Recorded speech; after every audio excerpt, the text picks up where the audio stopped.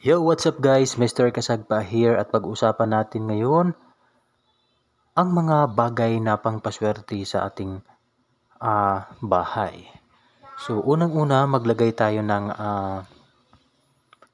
yung pangpahid sa ating paa kapag tayo ay dumating na sa bahay, lalo pat galing tayo sa trabaho. So, unang-una, maglalagay tayo dito mga kasagpa ng pangpuna sa paa. So, yan.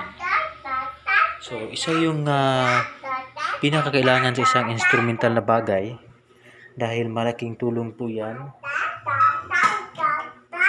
Yan po kasi ang paraan para po maglilinis lalo pa tayo ay galing sa labas. So, yan. So, kailangan maglagay tayo dito mga kasagpa ng pangpunas.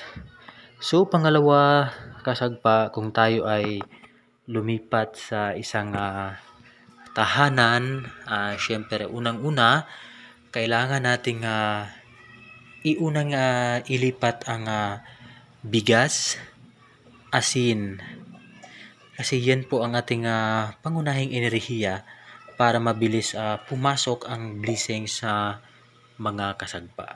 So kapag tayo ay naglilipat ng panibagong tahanan, kailangan iuna natin ilipat ang bigas at syempre itong asin. So sa mga ganong bagay mga kasagpa, yan po ang mga enerhiya na magbigay ng magandang daloy ng blessings sa ating tahanan. So sa lahat ng nakapapanood ng video na to, kung ano man ang mga paniwala natin is wala namang masama kung tayo ay susunod lang. So pangatlo mga kasagpa, pupunta naman tayo dito sa ating CR. So pagdating naman sa CR, ayon sa kasabihan, kailangan the more na malinis ang ating CR, mas magandang enerhiya ang papasok sa ating kabahayan. So ganyan siya, ganyan. So kailangan linisin lang natin ito.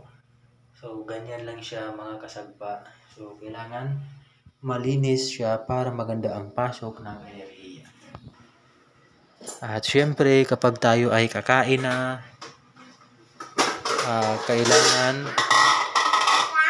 di tayo basta-basta magtira ng mga tira-tirang pagkain dahil po ay nakakabawas po yan ng blessing. So kung ano yung nilagay mo dito pagkain, kailangan ubusin natin yan kasi maraming pamilya ngayon ang naghihirap at maraming pamilya ngayon ang walang kinakain. So kung tayo po ay may pagkain dito sa ating mangkok o lalagyan, kailangan mga kasagpa ubusin natin ito para maganda ang blessings na papasok o maganda ang enerhiya sa ating pamumuhay.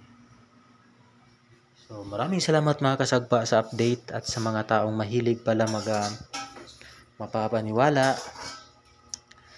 So please don't forget to subscribe dito sa Mr. Kasagpa, and then God bless po tayo lahat.